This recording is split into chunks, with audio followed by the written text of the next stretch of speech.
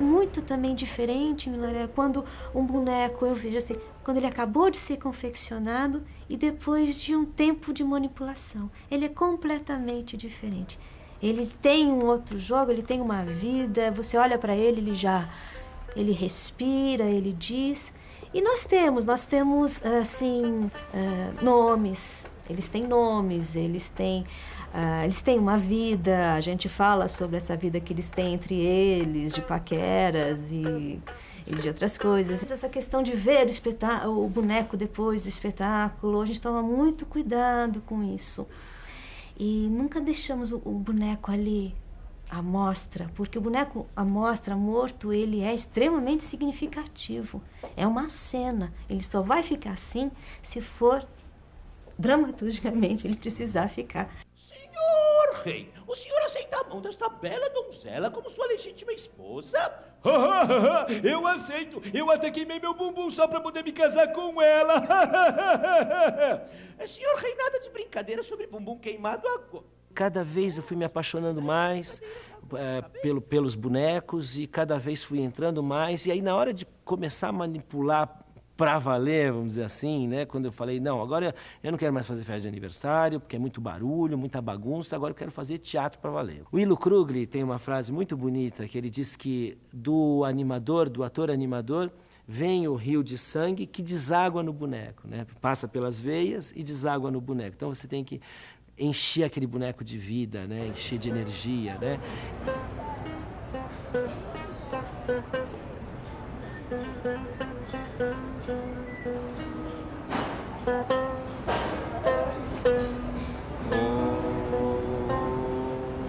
A vida do boneco, ela não só depende do manipulador, depende de quem assiste, né? A vida do nosso boneco, do nosso espetáculo. Então a gente tenta fazer sempre essa volta.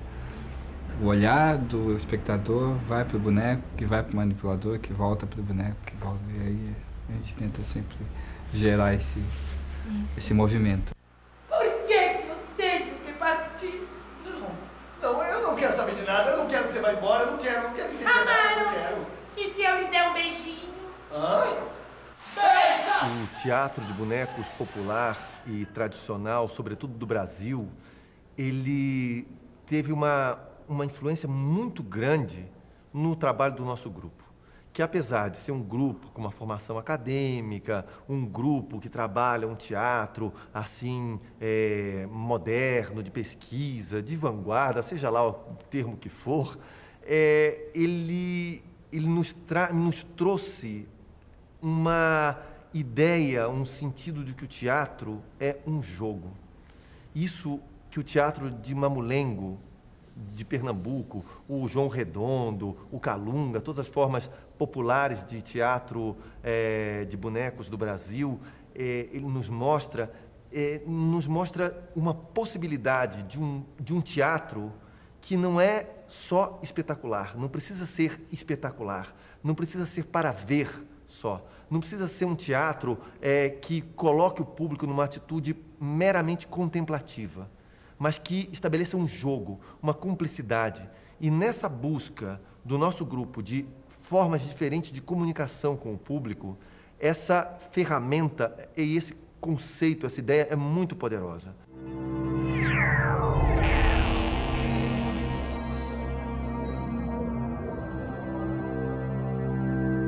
Senhor Leopoldo! É um menino!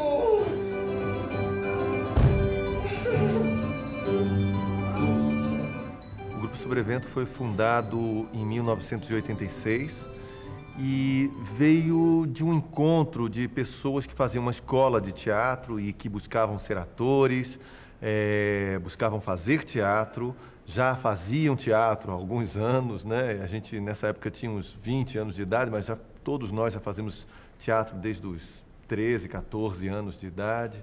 Nós nos encontramos no curso de teatro, no curso de artes cênicas da Universidade do Rio de Janeiro, Unirio.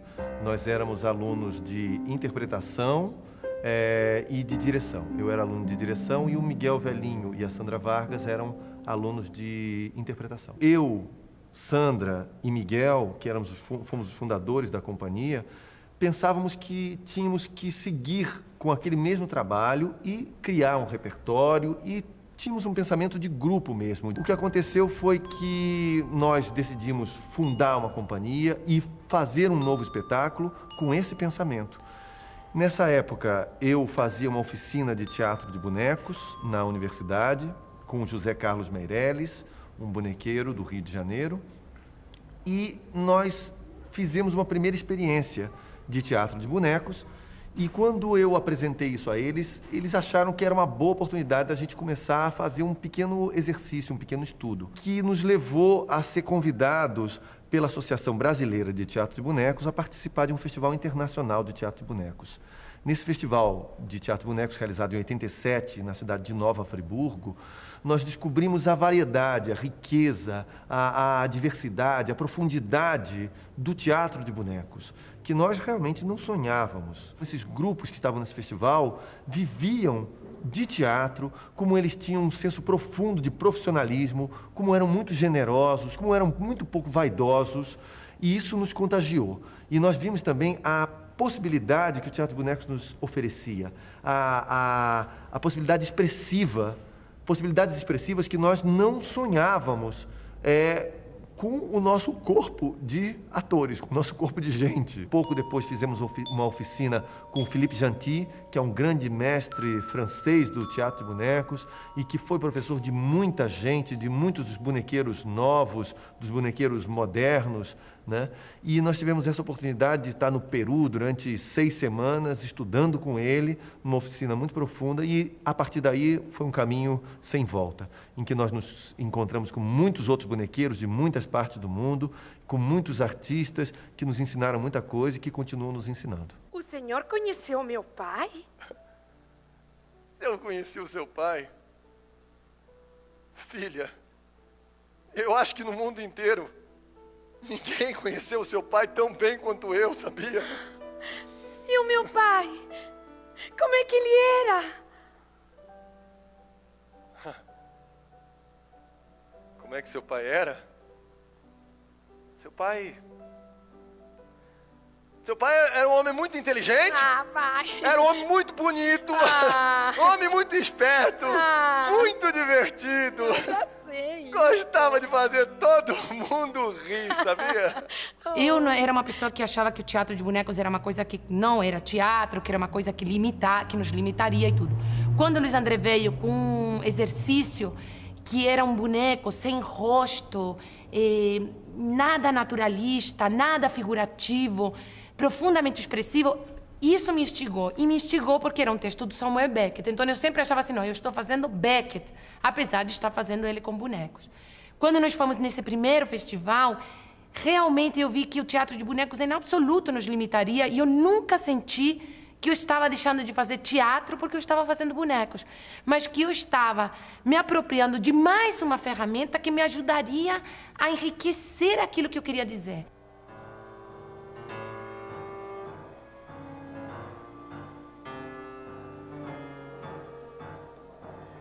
E ao longo desse tempo eu também vi como o teatro de bonecos foi se desenvolvendo.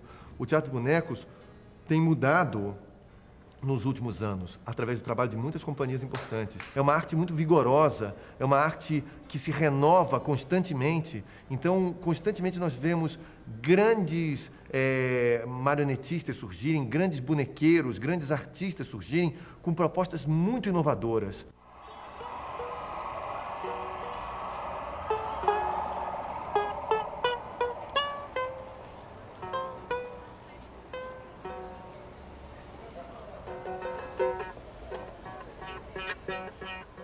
O Caixa de Imagens, ele surge de uma vontade de trabalhar com dentro de uma pesquisa que tem como se fosse um tripé, né? Que é o pequeno, a questão do pequeno, a questão da itinerância e a questão da proximidade com o público. O público é visto por nós como um parceiro. Então ele está sempre muito perto de nós, porque o boneco é cúmplice o tempo inteiro. Tanto que o boneco olha para o público toda vez que ele quer contar algo, ele sempre olha. Então eu quero contar para você que aqui tem um tapete. Então eu olho para o tapete e conto para você. E nisso o público vai se sentindo próximo do espetáculo, do seu fazer artístico, daquele momento do ato teatral. Nós temos projetos em que o público é que é o nosso conviteiro, então é ele que vai nos convidando. E sempre foi essa nossa trajetória, na verdade. As pessoas vendo o nosso trabalho e nos convidando para participar daqui, dali e tal. Então, é a nossa vocação, é itinerar. E o pequeno? A vontade de falar do pequeno, que tem N aspectos, N coisas que vão, como se fosse uma estrela, que tem N pontas que a gente pode estar conversando. Trabalhar com o pequeno, muitas vezes, é trabalhar com aquilo que não se vê, com o invisível. Trabalhar com o pequeno é trabalhar com aquilo que quebra uma rotina, que quebra uma trajetória, que faz com que haja uma parada. Trabalhar com o pequeno é trabalhar muitas vezes com aquilo que não é considerado importante também, né? Trabalhar com o pequeno é aquilo que faz com que aquilo que condensa um sentido. O pequeno condensa um sentido. Quando você trabalha então com o pequeno, você trabalha com um símbolo, né? Então toda a nossa pesquisa, assim, ela tenta trabalhar com a imagem geradora da dramaturgia. Então a gente vai dissecando até chegar numa imagem que é aquela geradora. Então, a gente busca trabalhar com esse símbolo, né? Com o que há lá dentro. Eu morava no Rio Grande do Sul, vim para São Paulo, ainda com a ideia de música, e acabei trabalhando no teatro, enfim. E aí comecei a trabalhar com iluminação, então fiz uma carreira grande de iluminador, ainda hoje faço algumas luzes para outros grupos, para outras pessoas. Nessa carreira de iluminador, eu conheci a Mônica, que veio com a proposta da Caixa. Isso em 94, logo no comecinho. E aí eu entrei como iluminador na Caixa, né? Eu era o iluminador daquela caixa lá. Eu tinha que transformar o que eu sabia de teatro, de iluminação de teatro, numa coisa pequena, como construir um refletor pequeno. Então eu entrei na Caixa bem tecnicamente falando, assim, como é que eu vou construir um refletor pequeno, como é que é iluminar uma cena pequena, enfim. Tanto que eu lembro até que eu usava geral branca, geral âmbar, coisa que a gente usava em teatro, depois falando, não, a Caixa é cada vez, a luz é mais fechada ainda, né? Então é praticamente com focos e tudo isso. Hoje eu trabalho como ator nos espetáculos da Caixa de Imagens e contraceno muito com boneco. Isso é uma coisa que eu aprendi a fazer e gosto muito de fazer, assim, né?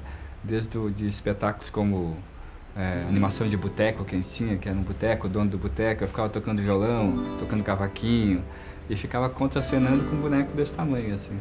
Então isso, eu lembro de como isso foi um processo interessante, assim, de como contracenar, olhar no olho do boneco, não olhar no olho do manipulador.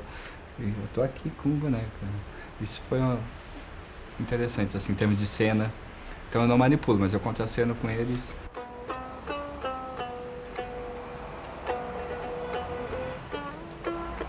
Um dos primeiros sopros artísticos, com certeza, foi com a voz da minha mãe, né? Tanto que a gente até fez um espetáculo chamado A Voz da Mãe. Mas, assim, ligada ao teatro de animação, foi uma festa infantil, uma festa de uma amiguinha minha. E que eu vi um espetáculo de fantoches, né? Fantoches são os bonecos que você coloca na mão. E aquilo me encantou. Tanto que o que eu tenho na minha cabeça, a imagem que eu tenho, é que aquela empanada era enorme, enorme, enorme, enorme. E aqueles bonecos lá em cima. E eu me lembro que eu fiquei encantada, aí eu saía, e aí eu voltava, e aquilo ficou. Então foi muito marcante para mim. Durante a faculdade, eu trabalhei muito com abordagem junguiana, mas com abordagem corporal. Então eu aprendi muita massagem, muitos toques sutis. A parte que eu mais estudei foi toques sutis. Então, que parte do corpo que eu posso tocar, mas toco sutilmente. Essa minha vontade de trabalhar com a sutileza, com a delicadeza, ela vem por esses caminhos. Por isso a miniatura.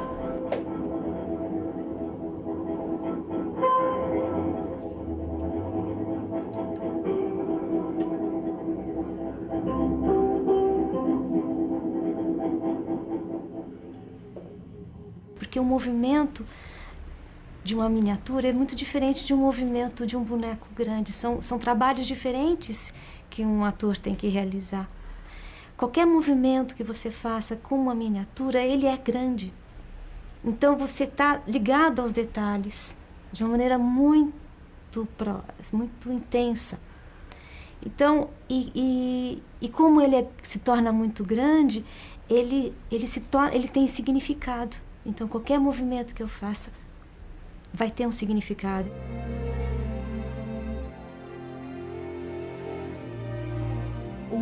Dois, três. Lá ia ele em seu foguete, quando então um outro terrível acidente ocorreu. Uma árvore se soltou do chão de nuvens e... bateu no foguete do cientista de Troll. Ele perdeu o controle da espaçonave que ia pra lá, pra cá. Eu comecei a manipular bonecos de fantoches, né? Como meio de sobrevivência. Eu estava na faculdade, eu fazia faculdade de Ciências Sociais. E aí, junto com a Verônica, que então era minha namorada, a gente começou a quebrar a cabeça, como é que a gente vai ganhar um dinheirinho aí para se manter? E a gente montou um teatrinho de fantoche para fazer em festa infantil. E eu fiquei absolutamente encantado com aquilo, não conseguia fazer mais nada da vida. Eu ficava o dia inteiro fazendo cenário e fazendo outros bonecos e bolando história. E aí comecei a procurar os livros infantis para ver que histórias nós íamos montar para as festinhas. Nós começamos com uma proposta de fazer um teatro diferente, um teatro de bonecos diferente. Então tínhamos eu e a Verônica Gershman, que já trabalhávamos com bonecos de luvas, e o Cláudio Saltini, que era da companhia Cidade Muda, que foi uma companhia muito importante na década de 80, né? E então nossa ideia era montar, era fazer primeiro um teatro que não fosse só restrito aos teatros convencionais. A gente queria fazer apresentações em rua, queria fazer apresentações em praças, né? E queríamos utilizar uma técnica diferente. Então fomos consultar o Eduardo Amos, que era o diretor da Cidade Muda, e ele nos propôs essa técnica que a gente diz que é inspirada no bunraku japonês, que são os bonecos manipulados por 3 pessoas ao mesmo tempo, né? Um na cabeça, o outro nas mãos, o outro nos pés. Então ele nos propôs, vamos tentar fazer isso, e falamos, puxa vida, será que a gente teria capacidade de fazer? E vamos fazer isso para espaços não convencionais, assumindo os manipuladores, esquecendo a história dos capuzes, enfim. E foi assim que nasceu a Companhia Truque. Construiu um monte de bonecos, também tinha um monte de historinhas para esse nosso teatrinho de festas, né? Que era, assim, nosso sustento, mas a gente acabou indo para festivais. O pessoal, eu ia atrás, né? Eu ia atrás de ver quem fazia essas coisas. Então a gente encontrou na época Toninho Macedo, que era uma pessoa que ele ajudou muito também. Ele falou, olha, vou levar vocês para um festival muito bacana. Ele levou a gente para o Festival de Nova Friburgo. E lá a gente viu espetáculos maravilhosos. Aí eu vi um argentino trabalhando com meia. Depois eu vi um outro teatro que era só com papel. A gente viu a cena do sobrevento com o boneco de 3 pessoas. Acho que foi onde eles começaram, o Ato Sem Palavras. A gente viu tudo aquilo. E eu fiquei maravilhado e falei, nossa, eu quero fazer isso da minha vida e tal.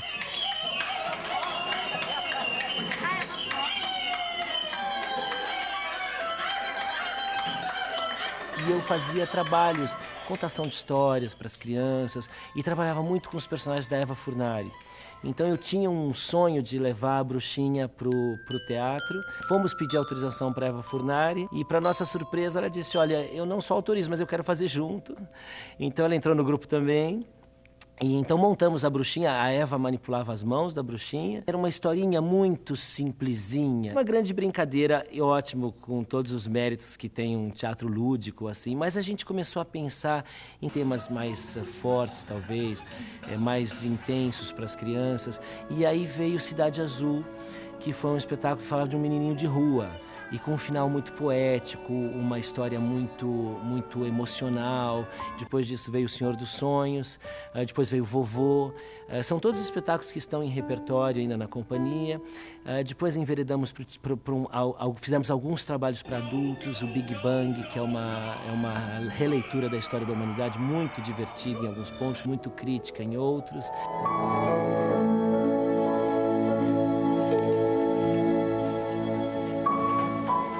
Um marco muito importante na nossa trajetória foi o Centro de Estudos do Teatro de Animação, Centro de Estudos e Práticas do Teatro de Animação, que é um projeto que a gente mantém graças ao programa de fomento, né, ao Teatro da Prefeitura de São Paulo, e que, a partir de 2002, nos deu muito material. A gente chamou muitos grupos para conversar, para trocar ideias, aprendemos muito.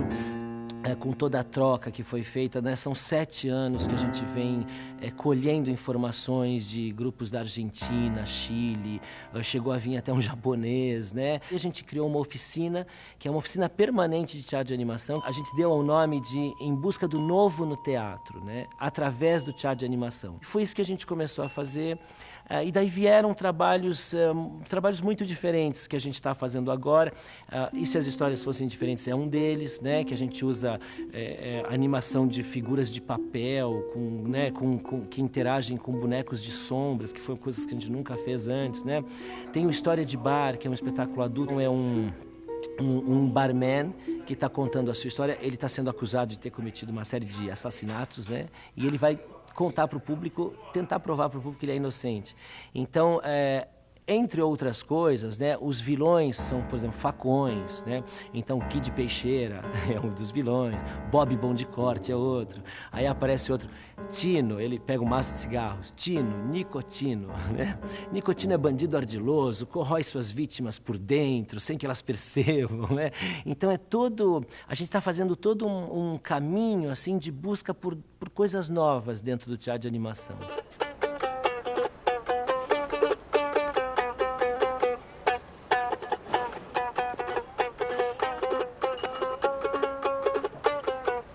Nossos bonecos são miniaturas, né?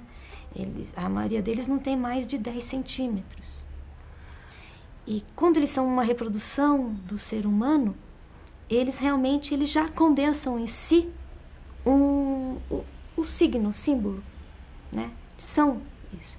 Um teatro de bonecos, ele é um campo fértil, ele nos dá essa oportunidade. E falar desse invisível, falar de outras realidades, a gente acaba falando, quando a gente consegue chegar, o que a gente quer, quando a gente consegue a parceria com o público, é que o público não saiba explicar racionalmente, que ele entenda, ele vai compreender, ele tem a compreensão, mas chega uma parte que ele não sabe explicar racionalmente. E nós também, chega uma parte que a gente não sabe explicar racionalmente, porque a razão é uma parte. Nós estamos tentando chegar mais num outro todo. É uma tentativa de...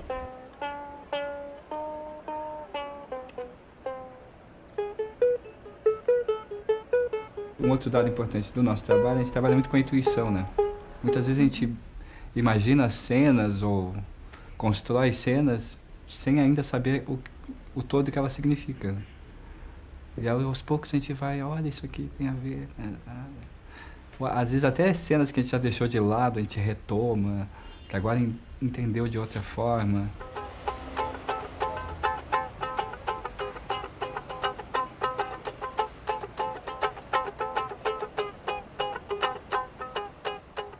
E a travessia, com certeza, é uma síntese do trabalho da Caixa. Ela é outra síntese da Caixa e de outros trabalhos que a gente foi desenvolvendo. Eu acho que com a travessia a gente deu um passo. Né? Eu sinto que a gente deu um passo na nossa pesquisa. E a travessia, então, a gente vai andando, né? A gente vai andando. E em determinado momento, dependendo do olhar de alguém, é o momento da instalação. Então a gente para e o meu vestido vira uma mesa de manipulação que o gaúcho vai dando as flores, né? E aí surge uma pequena boneca, e também toda de branco, eu tô toda de branco, essa boneca também toda de branco, muito pequenininha, E então ela busca um outro olhar das pessoas que estão passando. É completamente sem alarde, né? A música que nós tocamos, que o Gaúcho compôs, é tudo muito... só para quem está passando perceber.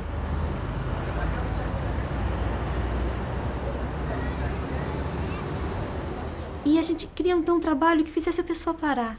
Então a gente foi aprendendo a trabalhar com isso. Então quando a gente chega num lugar de convivência, nós não chegamos fazendo alarde. Então nós não levamos instrumentos musicais para lá. A gente chega sem alarde nenhum. E vai montando, vai arrumando o espaço. Geralmente a gente limpa os espaços que a gente vai realizar o espetáculo. E limpa com as pessoas que convivem com aquele espaço. Isso em todos os lugares que nós fomos. Tanto aqui em São Paulo, como no Brasil, como no mundo. A gente limpa com as pessoas, a gente arruma aquele espaço. E aí então a gente começa o nosso espetáculo. Muitas vezes nós temos que esperar para começar. Porque a gente não vai falar, vai começar um espetáculo, vem, não. Porque, inclusive, a gente cria um laço de cumplicidade, porque depois que uma pessoa vê, a fila se forma imediatamente. E as pessoas vão esperar.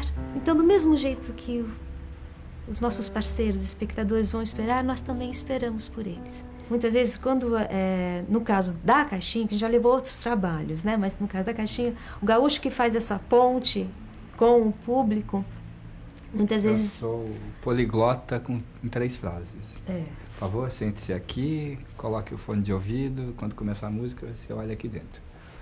Então, eu aprendo em todas as línguas.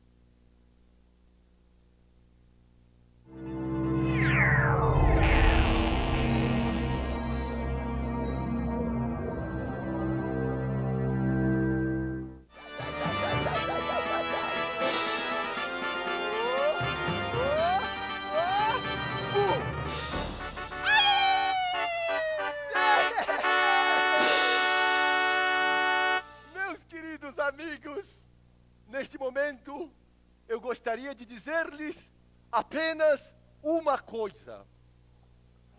Holy, holy, holy, holy. Um dos espetáculos que a mim marcou assim profundamente foi o Beckett. Acho que casou também perfeito assim a técnica que a gente escolheu, porque eram textos até simples do Beckett e que realmente tomaram assim uma dimensão muito forte, assim, principalmente o Ato Sem Palavras 1 e Ato Sem Palavras 2, ao ser feito com bonecos, e esses bonecos sem rosto. Outro texto que eu acho que a gente assim foi muito bem feliz, assim, foi no Orlando Furioso, porque também é o primeiro espetáculo que tem pupi siciliano, uma técnica que é difícil, que no início a gente achava assim um pouco inexpressiva, e acho que a gente chegou a fazer assim uma leitura também do pupi, saímos daquela caixa tradicional, fizemos um cubo, falamos também nas entrelinhas um pouco da guerra, dessa intolerância também entre que fé que vale, a cristã, a do Oriente,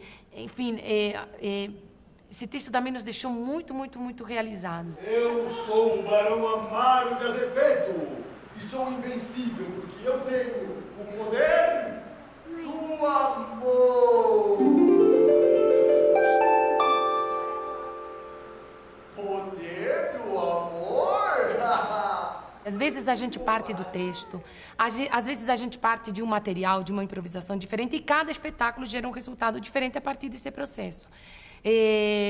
E, por exemplo, a gente, no Ubu Rei, quisemos ressaltar, ao invés de fazer um aspecto farsesco do Ubu, quisemos ressaltar todo aquele aspecto grotesco do Ubu. E daí começamos a pesquisar, bom, o que é o grotesco no teatro de bonecos? E fomos trabalhar o conceito da super marionete do Craig, bonecos grandes, de saco, uma interpretação muito grotesca. Trabalhamos com música heavy metal. Então a gente vai perseguindo conceitos que a gente define, às vezes, previamente de uma encenação. O Mozart Moment, por exemplo, que é um espetáculo que marcou muito no teatro infantil, porque foi a primeira vez que, por exemplo, os manipuladores apareceram. Foi um espetáculo que a gente queria fazer a vida de Mozart de uma maneira divertida, como Mozart era, para crianças, de uma maneira leve. E daí a gente pega a manipulação direta, que são 2 atores ou 3 atores manipulando o mesmo boneco. Do Orlando Furioso era um namoro que a gente já tinha começado no Cabaré dos Quase Vivos, que a raiz do que a gente tinha visto no espetáculo chamado Bonecos de Santo Aleixo, de um grupo de Évora, que trabalha esses bonecos de varão. Nós achávamos a técnica muito bonita, muito graciosa e pesquisamos ela no Cabaré dos Quase Vivos. E ficamos com aquilo assim, poxa, a gente podia fazer os pulpes sicilianos com aqueles bonecos mesmo de 1 metro de altura, de varão pesado, que são um pedaço de pau, que tem uma movimentação muito simples e muito rústica. Daí sim, a raiz da técnica, a gente diz, bom, que texto que caça para aquela técnica? E aí partimos então para pesquisar o Orlando Furioso, que a gente sabia que fazia parte do repertório dos pulpes sicilianos. Mas a gente sempre vai fazendo cruzamentos, ou a gente parte da técnica, ou a gente parte do texto, mas sempre é uma técnica diferente em função daquele aspecto que a gente quer trabalhar daquele texto. Agora, para o senhor ver que nesse jogo não tem enganação, nós vamos contar de lá para cá. Repare aqui comigo, ó. 1, 2, 3 tampinhas também. Rapaz, mas que coincidência! Coincidência não, meu senhor, que isso aqui é ciência, é matemática pura, tá certo? Nós não temos uma relação com os bonecos muito animista, não temos uma relação muito de dar nome para o boneco, de ter muito carinho pelo boneco. Ele é um objeto de cena, é parte do jogo, é parte como uma peça do cenário, como um figurino, não é muito mais do que isso. Mas o que acontece é que essas formas de manipular e o próprio material dos bonecos, o aspecto dos bonecos, a estrutura deles, tudo isso faz com que a gente seja obrigado a ceder a coisas que eles querem fazer e também fazer um jogo, por exemplo, em que se eles não aceitam, se esses bonecos não aceitam uma certa coisa que o texto pede, nós temos que cortar isso do texto. E se, por outro lado, eles fazem alguma coisa que não há no texto, nós temos que incorporar isso ao texto. E isso é a única possibilidade de tornar o teatro de bonecos vivo. O teatro de bonecos, ele não é uma arte do texto, nunca foi uma arte do texto, uma arte de dramaturgos. Os dramaturgos de teatro de bonecos sempre tiveram ligados à encenação.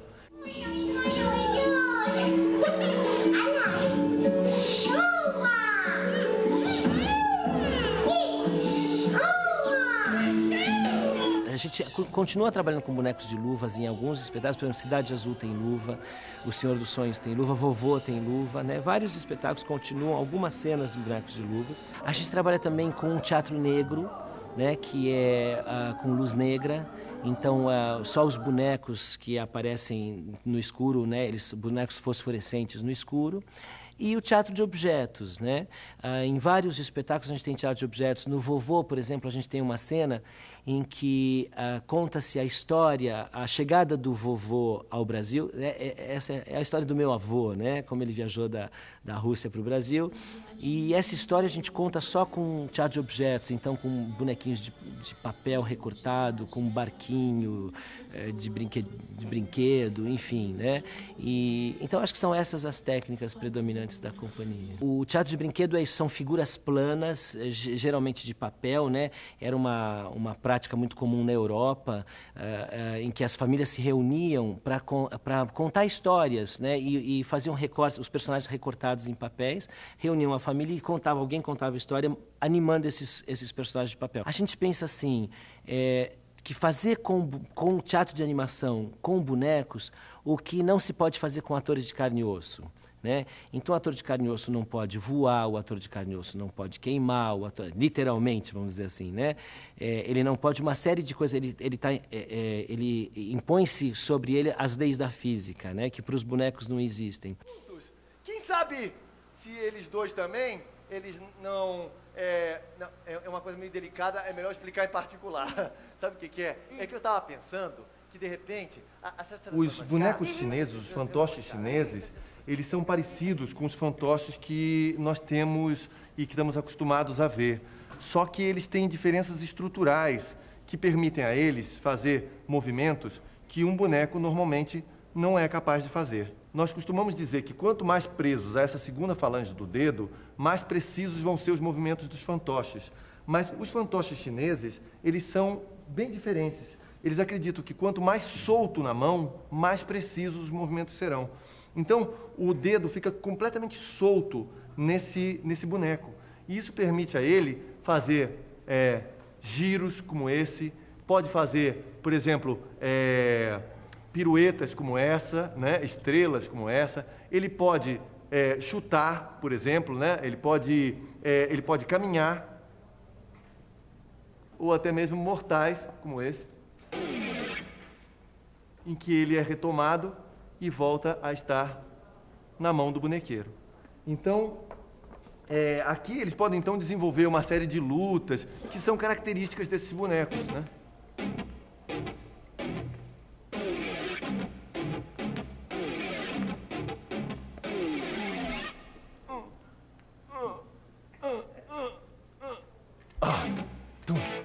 Esses aqui são bonecos de varão, mas com uma variante portuguesa. São bonecos de varão que são muito rústicos e que o jogo deles está muito ligado a um jogo muito popular. Então ele diz assim: meu amor, meu amor, meu amor, meu amor, eu estou muito contente, mas você me diga aqui, você está gostando dessa entrevista? Estou gostando! Meu amor, a entrevista está interessante. Muito interessante! Ainda bem, não é? Diante, Angélica! Angélica, a rainha do Catai!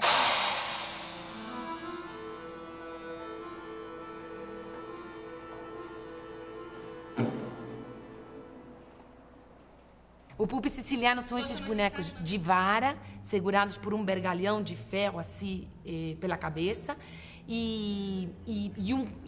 uma outra barra de ferro aqui na mão e só.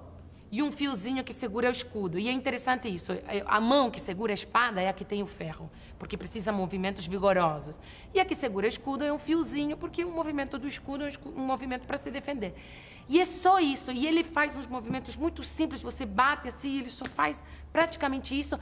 E a manipulação, a vida que você dá a esse boneco, também você dá através da voz, do texto. Esses aqui também são bonecos de varão, mas eles seguem uma variante siciliana. Também são movimentados por uma vara de ferro, um vergalhão de ferro, que sustenta o peso desse boneco, que chega a ter 4 quilos, né? Então, esses bonecos de armadura, eles lutam e têm movimentos muito vigorosos com a espada, coisa que um boneco de fio, por exemplo, não poderia ter. Eles podem mexer a cabeça e dizer: oh, meu amor, nunca mais te abandonarei. Onde estás, minha querida? E esse movimento é feito com esse jogo do polegar. Um jogo muito simples e que você vai descobrindo aos poucos, à medida que vai manipulando.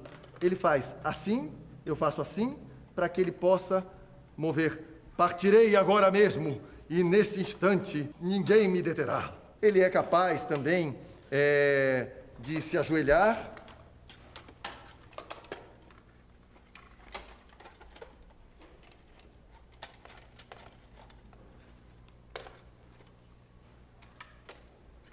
e retomar, então, essa posição corajosa e forte dele. Paixão não presta. Ai, eu já entendi. Eu tenho aqui do meu lado mais uma mulher que sofreu por amor. Sexo que é bom. Que foi que a senhorita disse? Sexo que é bom. As pessoas acham que a gente tem que não mexer a boca, que o segredo está em não mexer a boca. Mas, na verdade, o segredo está muito mais em deslocar o foco. Então, quando ela fala, eu olho para ela, né? Então, por que será que mulher nenhuma sabe escolher um homem certo? Eu sei. Sabe? Sei. O que a senhorita entende de homem? Mais do que você. Então, quando eu falo por mim, eu falo bastante assim, e só desloco só o foco para ela falar. E o segredo tá nisso, né?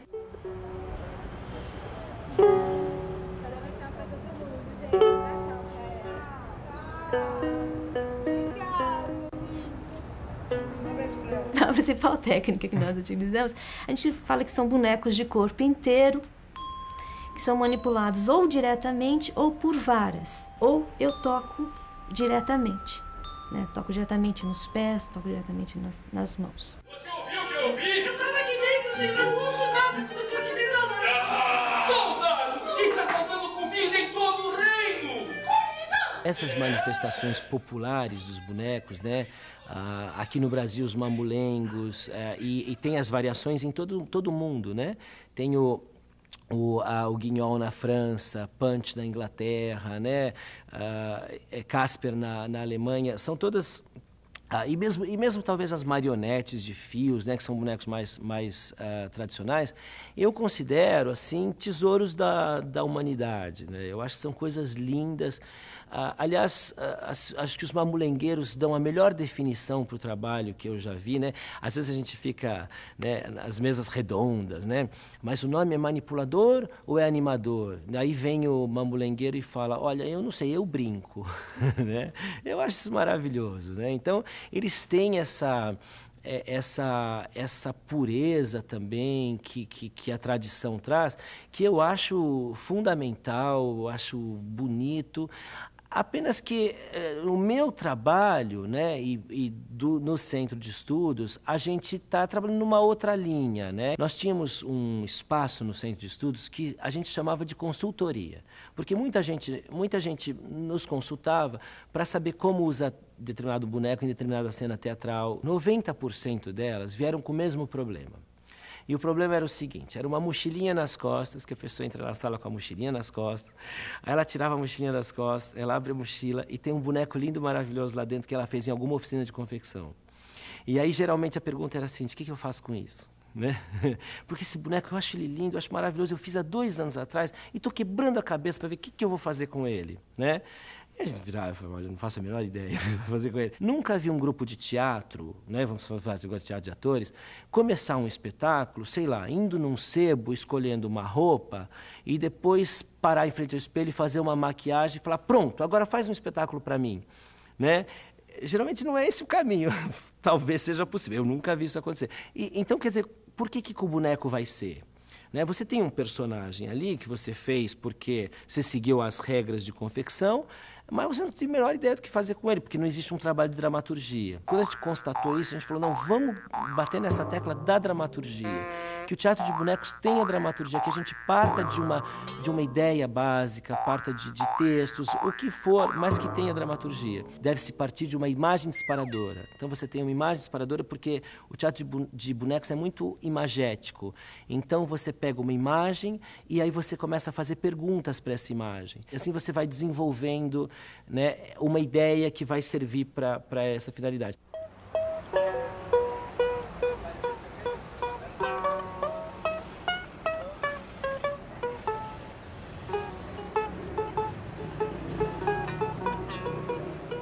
A construção do boneco, ela é feita em cima da dramaturgia, né? Então nós discutimos muito como que tem que ser esse boneco, que elemento expressivo ele precisa ter. Todo boneco tem um elemento expressivo, né? Que movimentos ele precisa realizar. Então, de acordo com esses movimentos, com o elemento expressivo, com a imagem que ele vai estar a serviço, ele vai sendo construído. Os materiais que a gente usa, geralmente é na técnica da escultura. Então, eu faço a escultura em argila, né? E aí eu vou colocando papéis com cola branca, às vezes um pouquinho molhados ou não, que vão fazendo camadas em cima da escultura. Depois, essas camadas, elas secam, né? E a gente faz um corte e retira. Então ela fica oca por dentro, extremamente leve e extremamente resistente. É impressionante a resistência do papel. Então é nessa técnica de escultura, e depois o corpo ele vai sendo confeccionado com madeira, com espuma, né? E sempre obedecendo a esse elemento expressivo. Então, se ele precisar ter braços maiores do que de uma reprodução humana, ele terá. Se ele precisar ter um pé grande, enfim, ele vai obedecer a esse elemento expressivo e vai ser feito de acordo com as movimentações que ele necessita. Nós não podemos ser namorados! Deixe-me sair desta torre! Sempre tivemos uma preocupação com a formação. Até porque a nossa formação, ela se deu através do contato com outras companhias. Nós sempre procuramos dar oficinas, criar projetos que fomentassem mais companhias de teatro de bonecos. Graças ao programa de fomento ao teatro, formamos 30 jovens da Zona Leste, que formaram 6 companhias de teatro de bonecos, de fantoches, e que se apresentaram durante muito tempo nas praças da Zona Leste para revitalizar essas praças com seus espetáculos de fantoches. Com um outro incentivo, numa outra edital da Lei de Fomento ao Teatro, nós conseguimos esse espaço, que é o único espaço na cidade de São Paulo dedicado exclusivamente ao teatro de bonecos. Aqui no Espaço Sobrevento a gente colocou uma biblioteca especializada que conta com mais de 200 livros e 200 revistas e vídeos só de teatro de bonecos que estão aí abertos à consulta. A gente tem aqui um ateliê que a gente disponibiliza ferramentas para as pessoas também, se quiserem vir ao espaço e não tiverem ferramentas, poderem usar as nossas ferramentas, e também disponibiliza para espaço de ensaio. A gente entende que uma vez que a gente fez esse espaço com dinheiro público, esse espaço é de todos aqueles que precisem para que o fato de você não ter um espaço de ensaio, você não ter material para pesquisar, seja um empecilho para você criar o seu espetáculo de teatro de bonecos. É esse o pensamento.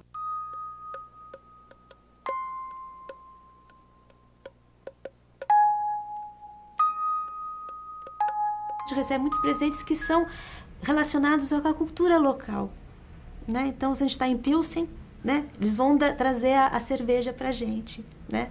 Que é fabricada lá. O chocolate de tal lugar também vem. Então, essas manifestações, elas ocorrem frequentemente, né? Então, por exemplo, na Rússia, onde a gente sentiu uma certa dificuldade, porque ao eles falando, parece que eles estão bravos quando eles estão falando para nós, assim, num primeiro momento, né? Tanto que quando a gente fez o primeiro dia, chegou uma senhora e ela falou assim, e foi falar com o nosso intérprete, e a gente falou, não, mas olha, a gente monta para ela, porque a gente já fez isso N vezes. E ele fez, não. E continuou conversando com essa pessoa. Aí no final ela foi embora e a gente falou, mas por que ela estava tão brava? Ele falou assim, brava? De jeito nenhum. Ela falou que não tinha cabimento vocês montarem só para ela, porque ela volta amanhã e ela vai trazer amigos. E ela realmente retornou no dia seguinte e trouxe amigos. Pessoal, se vocês ainda não estiverem dormindo com as minhas histórias, nesse momento vocês têm que perguntar assim, como assim igual e diferente ao mesmo tempo? Acho que 19,4% estão acordados. Bem, realmente como assim, igual e diferente ao mesmo tempo? Vamos estudar. Se a gente pensar que o teatro, esse teatro de animação, é o teatro que coloca algo inanimado no lugar do ator como protagonista da cena, né? Então, existe uma gama muito grande, são várias técnicas, né? Então, isso é luva, o ventríloco, o fio dentro dos bonecos de fios, um monte de variações, os pulpes, né? A luva chinesa, a luva... Por exemplo, hoje em dia a gente pode dizer que a Argentina tem uma luva argentina, né? Que ninguém faz, né? né? Uma luva que só eles fazem.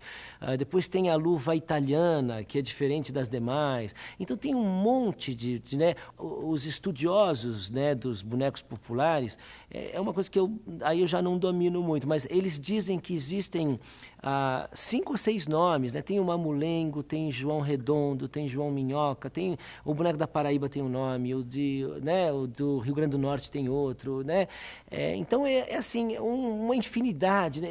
E esses bonecos, os ventrílocos também, né? Tem vários tipos de ventrílocos e tal. Por que será que mulher nenhuma sabe escolher um homem certo? Eu sei.